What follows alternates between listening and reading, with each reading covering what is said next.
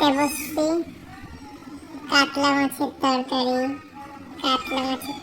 মাছের ডিম ভাজা, কুমড়োর তরকারি। দেখো, চলো খাওয়া যাক।